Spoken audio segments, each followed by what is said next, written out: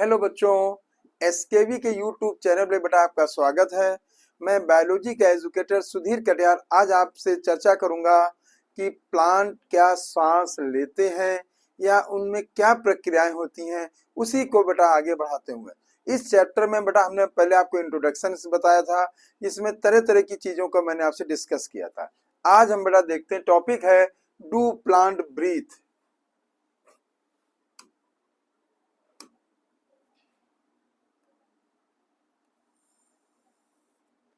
क्या प्लांट सांस लेते हैं? देखिएगा, इसके विषय में जो एनसीईआरटी कहती है, जो हम लोगों को जानकारी है कि प्लांट क्या सांस लेते हैं, तो इसका डायरेक्ट उत्तर नहीं, इनडायरेक्ट है। उसके विषय में हम लोग क्या जवाब देने जा रहे हैं बेटा। Question is not quite direct. Yes, plant require oxygen for respiration to occur and also give CO2। मतलब ऑक्सीजन का लेना और CO2 का देना, मतलब प्लांट ब्रीथ तो करते हैं, लेकिन इसमें सबसे बड़ी चीज ये है कि इनमें ब्रीथिंग ऑर्गन नहीं होते हैं, लेकिन ब्रीथिंग पोर होते हैं। याद रखिएगा, यहाँ पे एक पॉइंट याद रखना बच्चों, प्लांट में ब्रीथिंग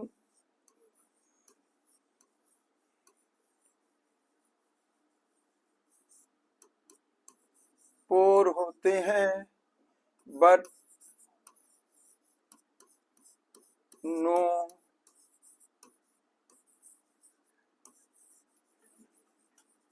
ब्रीथिंग ऑर्गन बेटा। Hence, plant have system in place that ensure availability of oxygen. Unlike animals, have no specialized organ for gaseous exchange. ये लाइन याद रखेंगे। मतलब अगर आपसे पूछा जाता है प्लांट ब्रीथ करते हैं कि नहीं, इसका आप कैसे जवाब देंगे, तो कहेंगे इनडायरेक्ट रूप से बेटा ये ब्रीथ करते हैं, और इनमें ब्रीथिंग ऑर्गन नहीं होता है, लेकिन ब्रीथिंग पोर होते हैं, जिनके द्वारा ये ऑक्सीजन को लेते हैं और CO2 को देते हैं बेटा। ब्रीथिंग पोर के विषय में जब मैं बात अभी करूंगा बेटा, तो प्लांट में दो टाइप के ब्रीथिंग पोर होते हैं, एक stomata,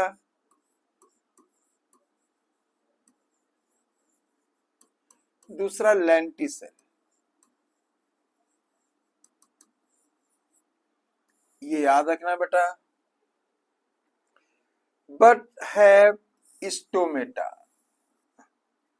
and lenticel for this purpose. But अच्छी तरह आप समझ गए होंगे, प्लांट में ब्रीथिंग पोर के दो नाम हैं, स्टोमेटा और लेंटिसेस। स्टोमेटा साधारणतः लीफ और हार्बेसियस स्टेम पे पाए जाते हैं, मतलब कुछ हार्बेसियस स्टेम पे पाए जाते हैं। बहुत अच्छे ध्यान देना बेटा, जो स्टोमेटा जो होते हैं बेटा, वो लीफ सरफेस पे हो गए। लेंटिल सेल्स जो हो जाएंगे बेटा, जो होंगे वो हार्ड टिश्यू होंगे। लेकिन स्टोमेटा और कहाँ पाए जाते हैं, तो हार्बेसियस स्टेम पे भी पाए जाते हैं। तो ये लाइन याद रखेगा, stomata leaf surface and herbaceous stem की सरफेस पे बेटा। ठीक बच्चों, ये पॉइंट इंपॉर्टेंट है। इसके कई कारण हैं, लेकिन यहाँ पे एनसीईआरटी ने जो मुख्य रूप से 3 कारणों के विषय में आपसे डिस्कस किया है, along without respiratory organ। ठीक, उनमें पहला कारण है each plant part take care on get gas exchange need। अब बेटा आप देखिएगा, प्लांट की रूट में भी गैसेस एक्सचेंज है, स्टेम में भी गैसेस एक्सचेंज है, लीफ में भी गैसेस एक्सचेंज है।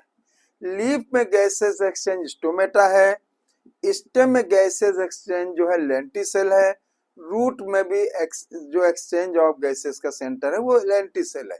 तो आप बेटा खुद समझदार है बेटा कि जब हर पार्ट में एक्सचेंज ऑफ गैसेस हो रहा है, तो वहां पे आपको मालूम होना चाहिए रेस्पिरेटरी ऑर्गन की आवश्यकता उतनी नहीं रही, क्योंकि रेस्पिरेटरी ऑर्गन स्टोर करता है एयर को और उसके ऑक्सीजन को फिर ट्रांसपोर्ट करता है और वेस्टेज जो गैस उसको स्टोर करके एक्सपेल कराता है। तो जो कि बेटा पहला कारण हुआ, जो प्लांट के मुख्य पार्ट हैं उस जगह सब जगह एक्सचेंज सेंटर है, तो इसलिए यहाँ पे जो होगा स्टोरिंग स्ट्रक्चर की कोई जरूरत नहीं है। देखिएगा, there is very little transport of gases. तो मैं यहाँ पे कह सकता हूँ, यहाँ एक क्वेश्चन बन सकता है, ट्रांसपोर्ट ऑफ गैसेस ज्यादा बेटा प्लांट में होता है कि एनिमल? तो आपको याद रखना एनिमल में होता है कंपेयर टू प्लांट। प्लांट में हर जगह एक्सचेंज सेंटर होते हैं, इसलिए वहां पे बेटा ट्रांसपोर्ट उतना नहीं होता, अब बहुत कम होता है। From one part two another part, पहली चीज तो रेस्पिरेटरी पोर है लेकिन रेस्पिरेटरी ऑर्गन नहीं पाए जाते हैं। रेस्पिरेटरी ऑर्गन नहीं पाए जाने का मुख्य कारण हुआ प्लांट के हर पार्ट में एक्सचेंज सेंटर है बेटा, पहली बात। दूसरी देखिएगा, second, plant do not present great demand for gas exchange. But आप जानते हो अगर मैं ग्रीन पार्ट की बात करता हूं तो उसमें फोटोसिंथेसिस भी उसी में होती है, और अगर तो जब फोटोसिंथेसिस हो गई तो ऑक्सीजन भी उत्पन्न होगी बेटा, और वहां पे मेटाबॉलिज्म भी हो रही है, ब्रेकडाउन भी हो रहे होंगे, तो वहां CO2 भी उत्पन्न हो रही है। तो इसके लिए एक बात ध्यान रखना, ज्यादा रूप जो है सॉरी बेटा सॉरी बच्चों, देखिएगा सेकेंड जो है do not present great demand for gas exchange. देखिएगा, root, stem and leaf respire rate far lower than animals. इसका कारण बेटा याद रखेंगे, जो प्लांट को एनर्जी जो नीड है, इसका रीजन है प्लांट को एनर्जी नीड जो है वो लोअर देन एनिमल। जब प्लांट को एनर्जी नीड जो है एनिमल से कम है तो ऑक्सीडेशन भी कम होगा, तो वहां पे बेटा उस जो गैसेस है उसकी भी आवश्यकता कम होगी। बहुत अच्छे देखिएगा, only during photosynthesis a large volume of gases exchange. अगर बेटा ये क्वेश्चन पूछा जाए कि जो प्लांट में जो है गैसियस एक्सचेंज सबसे ज्यादा कब होता है, तो आपको याद रखना ड्यूरिंग फोटोसिंथेसिस। ठीक है बेटा, ये लाइन इंपॉर्टेंट है। And each leaf well adapt to take care for own need during this period. हर पत्ती जो है इस समय के लिए एडॉप्टेड होती है कि बेटा उस समय उसको बेटा CO2 चाहिए और ऑक्सीजन जो है एक्सपेल करेगी या रिलीज करेगी। आपको मालूम है फोटोसिंथेसिस का जो बाई प्रोडक्ट होता है ऑक्सीजन होता है। ऑक्सीजन जाके जो है सेल के अंदर जो न्यूट्रिएंट सब्सटेंस हैं, चाहे कार्बोहाइड्रेट हो, चाहे प्रोटीन हो, चाहे फैट हो, या बेटा और ऑर्गेनिक सब्सटेंस हो, उनको ब्रेक डाउन करेगा, जिनसे कार्बन डाइऑक्साइड वाटर जो है उत्पन्न होगी। ये बात याद रखिए। When cell photosynthesize availability of oxygen not a problem in these cells। अब आप खुद समझ गए होंगे फोटोसिंथेसिस है बेटा उन सेल में बेटा जो है पानी के ब्रेकडाउन, फोटोसिंथेसिस वाटर से लाइट रिएक्शन में ऑक्सीजन उत्पन्न होती है, तो उसके लिए कोई प्रॉब्लम ऑक्सीजन की जरूरत नहीं हुई। Since oxygen is release within a cell, बात अभी हो गई बेटा। अगली बात मैं कर रहा हूं, तीसरी बात जो आ रही है बेटा देखेंगे बहुत ध्यान से बेटा।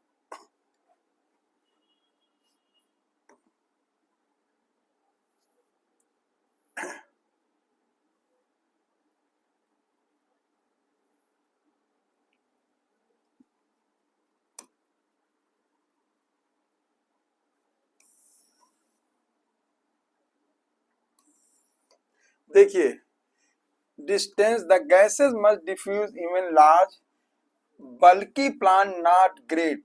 जो बेटा बहुत मोटे प्लांट होते हैं, मैं यहाँ पे ऐसे शब्द यूज करूंगा, क्योंकि ऐसे बल्कि प्लांट जिनमें जो है ग्राउंड टिश्यू बहुत ज्यादा हो, मैं कहूंगा जिनमें सेकेंडरी ग्रोथ बहुत ज्यादा हुई हो, वो बहुत जो बल्कि हैं, बहुत मोटे प्लांट है, उनमें जो डिफ्यूजन जो है वो बहुत ज्यादा नहीं होता। उसका रीजन क्या है? क्योंकि बल्कि प्लांट में जो बहुत आपने देखा होगा प्लांट बहुत मोटे होते हैं, उनके सेंटर में, अगर मैं इस सेंटर की बात करता हूं,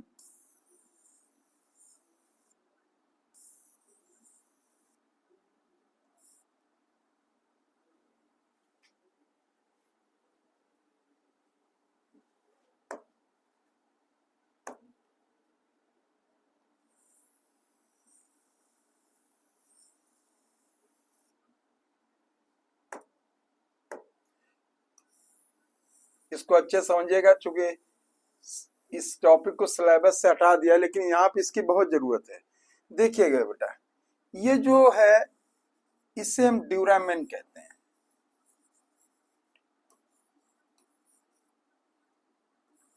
या हार्टवुड कहते हैं। ये बनी होती है डेड सेकेंडरी जाइलम की, डेड सेकेंडरी जाइलम। ये नॉन कंडक्टिंग पार्ट होता है, नॉन कंडक्टिंग पार्ट मतलब जो ये वाला पार्ट होता है, जो हम लोग के फर्नीचर बनते हैं बेटा घरों में, ठीक है, तो ये ड्यूरामेन ही होता है। ये डार्क कलर का होता है, यहाँ टैनिन जो होता है, ये केमिकल्स जो है इकट्ठे होते हैं, जिसके कारण नॉन कंडक्टिंग पार्ट होता है। नॉन, मैं कहूंगा ये फिजियोलॉजिकली रूप से इनएक्टिव पार्ट होता है, ठीक है। तो इसको चूंकि डेड है, तो इसको ना ऑक्सीजन चाहिए ना CO2 प्रोड्यूस करता है। लेकिन जो जो पेरीफेरल पार्ट है, जो एनसीईआरटी लिखती है, पेरीफेरल पार्ट ये हो रहा है,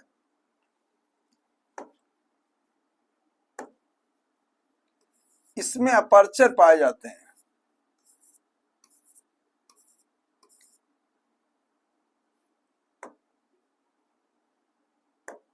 यहाँ पे लाइव सेल्स होती हैं,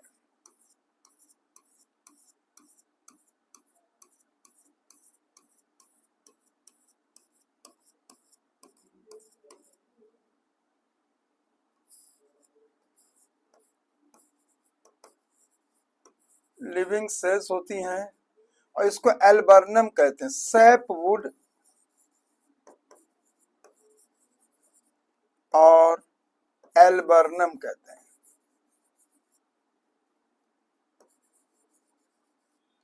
और ये फिजियोलॉजिकली एक्टिव होता है,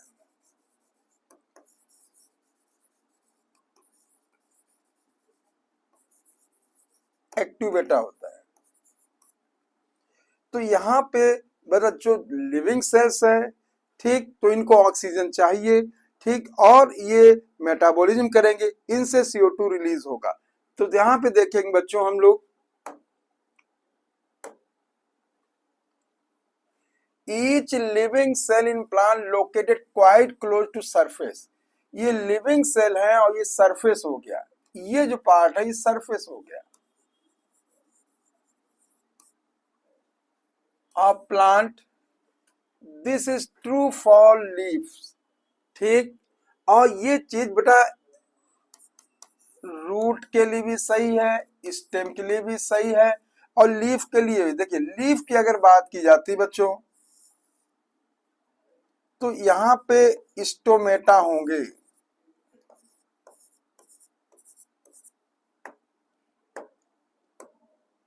ये जो हो गया मीजोफिल टिश्यू हो गया, देखिएगा। तो ये जो पोर हुए यहाँ पे बेटा देखेंगे, दोनों कंपेयर, लीफ में ये मीजोफिल टिश्यू हो गया,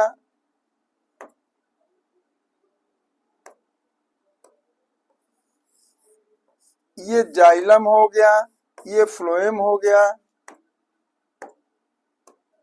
और ये मीजोफिल टिश्यू हो गया। Mesophyll tissue. अब आप देखिए दो चीजें, लीफ में ही सरफेस पे लिविंग सेल है, हमेशा रहती बेटा लिविंग सेल, वैसे ही थिक थिन होती बच्चों। और जो ये पोर हो गए इनको स्टोमेटा कहते हैं।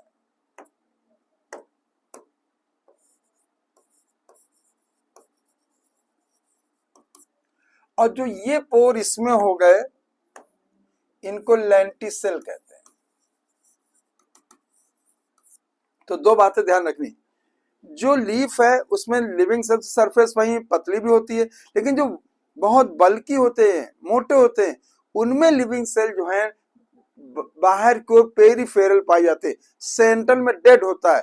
और उनके साथ एसोसिएट जो अपर्चर होते हैं या ब्रीथिंग पोर होते हैं उनको लेंटिसेल कहते हैं। ठीक है, ये बेटा रूट के लिए भी बात सही, स्टेम के लिए बात सही। जो यहाँ पे ये लेंटिसेल हो गया ये ब्रीथिंग पोर हो गया।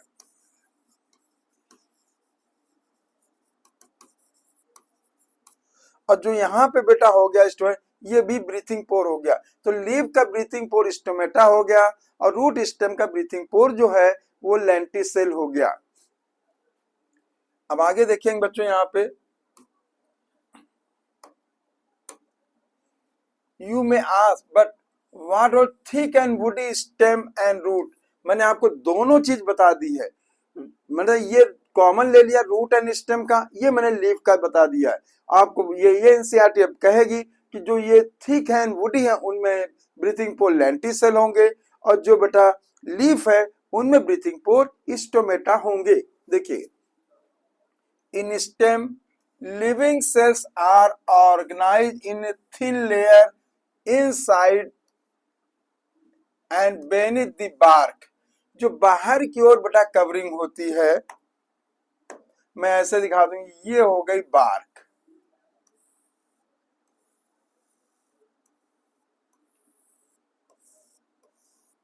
ये हो गई बार्क, छाल। ठीक है बेटा,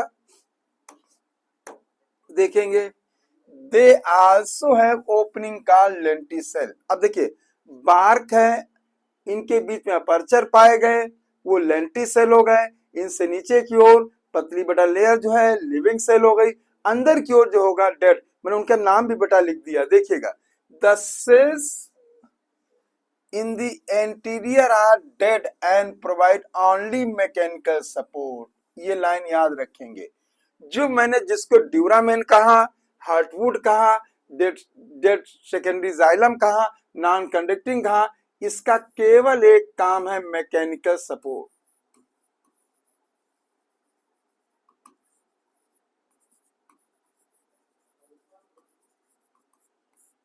ठीक बच्चों, thus most of cell plant have least part their surface in contact with air. This also facilitate loose packing parenchyma cell in leaves। बेटा देखिएगा, तो यहाँ पे ये तो बल्कि के लिए होगा, अगर मैं यहाँ पे लीव की बात कर रहा हूं तो उनमें जो है जो लूज पैरेंकाइमा सेल है जिसको मीजोफिल टिश्यू कहते हैं, उनमें बेटा जो है एक्सचेंज ऑफ गैसेस जो है थ्रू स्टोमेटा होगा। अब बेटा देखिएगा, stem and root which provide interconnected network of air space, इनके बीच जो है इंटरकनेक्टेड एयर स्पेस हो गई। ये जो हो गया इंटरकनेक्टेड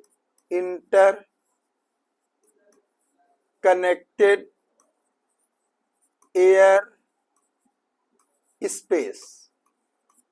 ठीक बच्चों, अब बेटा ये बात हम लोगों ने पूरी बात कर ली कि प्लांट में ब्रीथिंग ऑर्गन एब्सेंट है लेकिन ब्रीथिंग पोर पाए जाते हैं जो कि लेंटिसेल स्टोमेटा के रूप में आते हैं। रीजन क्या वो हम लोगों ने डिस्कस कर लिया। अब बेटा आगे आते हैं, कंप्लीट कंबशन ऑफ ग्लूकोज, ठीक, produce carbon dioxide and water. ठीक, जो अगर हम ग्लूकोज का कंप्लीट ब्रेक डाउन करेंगे तो उनसे बेटा जो है कार्बन डाइऑक्साइड वाटर बनेगा एंड प्रोडक्ट रूप में, और इससे एनर्जी रिलीज होगी। यह और जो एनर्जी है बेटा ये यहाँ पे देखिएगा, मैं दो बातें करने जाता हूँ, most of which given as out a heat. तो मोस्टली जो हो गई हीट एनर्जी के रूप में, एनर्जी, और फिर बेटा हो गई कुछ केमिकल, वो जो होगी एटीपी ग्रुप में।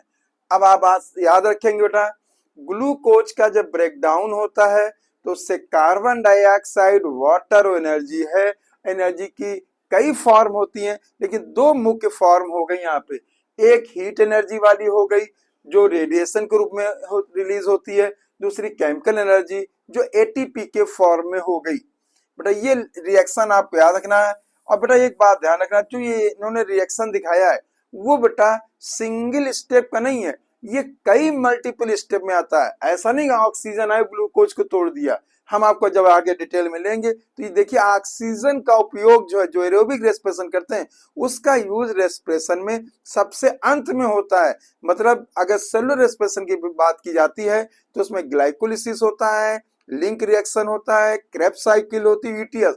ईटीएस में बड़ा उसका उपयोग होता है। और ईटीएस जो है 5 कॉम्प्लेक्स है, 5वें कॉम्प्लेक्स में चौथे कॉम्प्लेक्स में ऑक्सीजन का यूज होता है।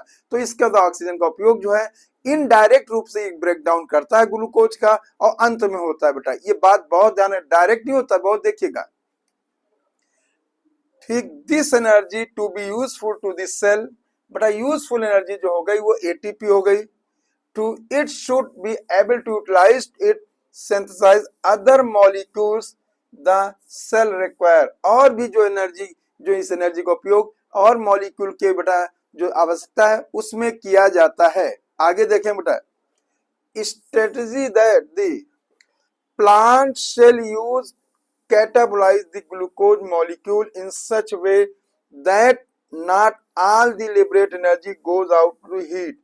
अब आप यहाँ पे देखिएगा, अगर यहाँ पे देखें तो जो ग्लूकोज से एनर्जी रिलीज हो रही है वो, क्योंकि ग्लूकोज में 6 कार्बन होते हैं बेटा, और ये धीरे धीरे जब ब्रेक डाउन होगा, आपको मालूम है सेल के अंदर जो भी रिएक्शन होता है उसको मेटाबॉलिज्म कहते हैं।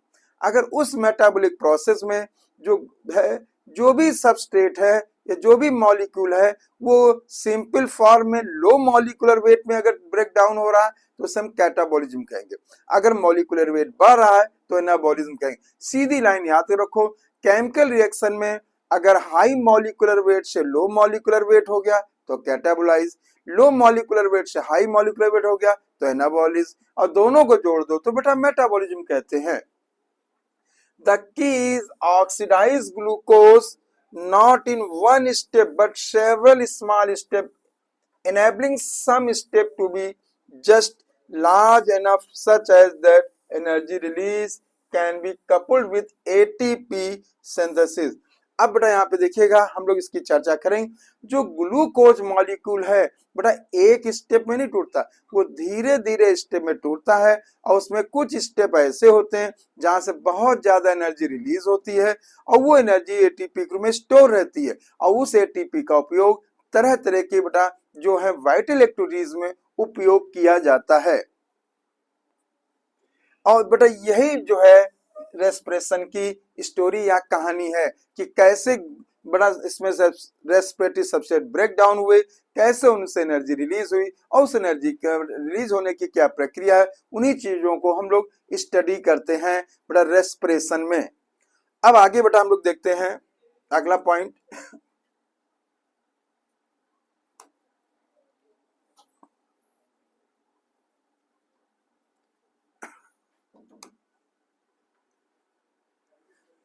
देखिएगा बेटा, during the process of respiration oxygen utilise and carbon dioxide water energy release.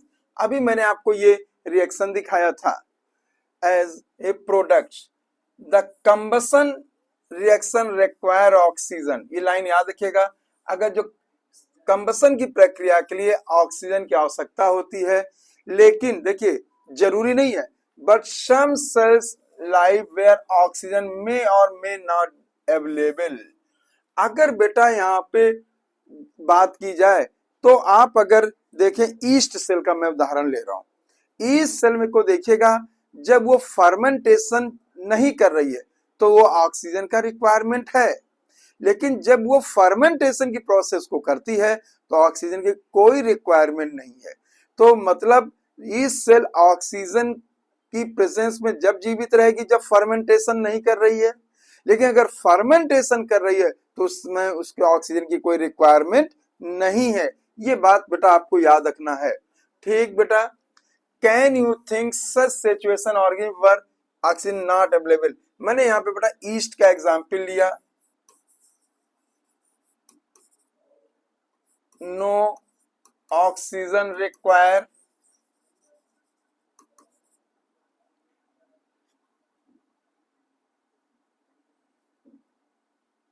during fermentation.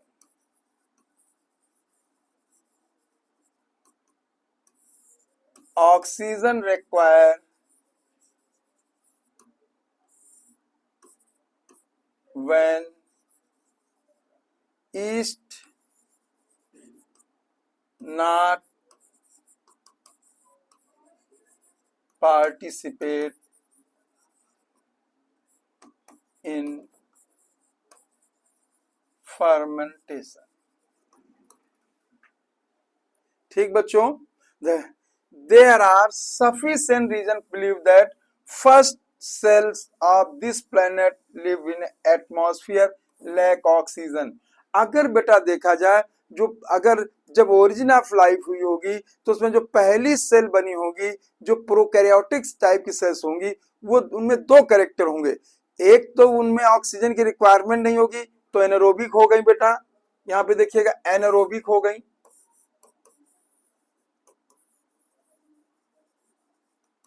और दूसरा बेटा वो अपना भोजन भी नहीं बना पाती थी तो हेट्रोट्रॉप, इस जगह लाइन याद रखना, हेट्रोट्रॉपिक,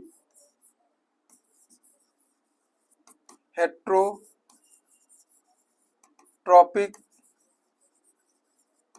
मोड ऑफ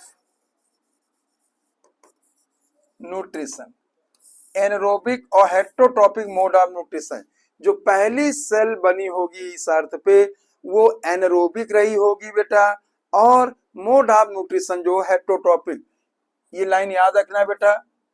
और जो पहली सेल लाइक इनसे भी पहली जो बनी थी वो थी माइक्रोस्फीयर और क्वेसरवेट्स, माइक्रोस्फीयर बनी फिर क्वेसरवेट्स बनी, उनसे फिर प्रोकैरियोट बनी, फिर प्रोकैरियोट जो बनी उनका ये कैरेक्टर होगा, एनारोबिक हेट्रोट्रॉप बनी, फिर इसका प्रोकैरियोट जिससे आप जानते हो ब्लू ग्रीन एल्गी हो गई, वो हो गई बेटा ऑटोट्रॉप हो गई, ऑक्सीजन इवॉल्विंग भी हो गई बेटा।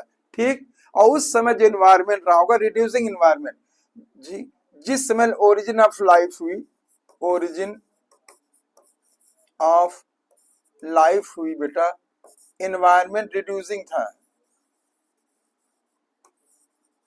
रिड्यूसिंग एटमॉस्फेयर, रिड्यूसिंग एटमॉस्फेयर याद रखिए। Even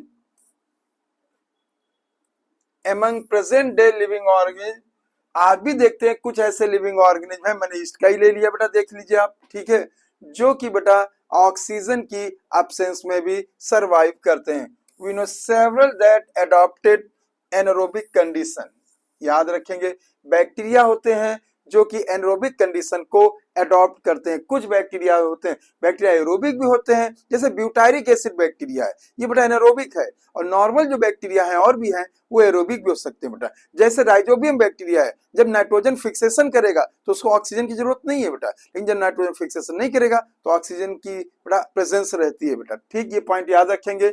some of these organism are facultative anaerobe, ये लाइन बहुत याद रखिएगा बेटा, देखिएगा ऐसे बेस्ट एग्जाम्पलिस्ट है, नॉर्मली जो है वो एरोबिक है लेकिन जब फर्मेंटेशन करती है तो एनारोबिक है, इस प्रकार के जो ट्रूली होते हैं वो एरोबिक हो गया और उसके अगर विकल्प रूप में आ गया तो एनारोब कहेंगे। तो जो ईस्ट जो है ट्रूली एरोबिक है, फैकल्टेटिव एनारोब है बच्चों, ये पॉइंट याद रखेंगे।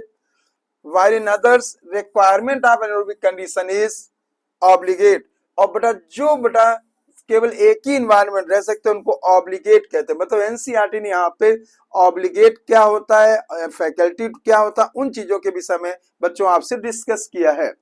इन any case all living organ retain enzymatic machinery to partially oxidise glucose without help of oxygen. यहाँ पे बेटा इन्होंने जो शुरुआत किया है ग्लूकोज जो है कैसे ब्रेक डाउन होता है ऑक्सीजन के एब्सेंस में और पार्शियल ब्रेक डाउन होता है, उस प्रक्रिया को बेटा ग्लाइकोलिसिस कहते हैं। ये चीज मैं आपसे ग्लूकोज से पायरुविक एसिड जो पार्शियल ऑक्सीडेशन होता है, ठीक, याद रखिएगा। ये कैसे होता है ये चीज बेटा मैं नेक्स्ट वीडियो में आपसे चर्चा करूंगा। थैंक यू प्यारे बच्चों, ऐसे कोऑपरेट करिए और मैं आपको एक एक पॉइंट एनसीईआरटी की डिकोड करूंगा, क्लियर करूंगा। थैंक यू बेटा, बाय बेटा।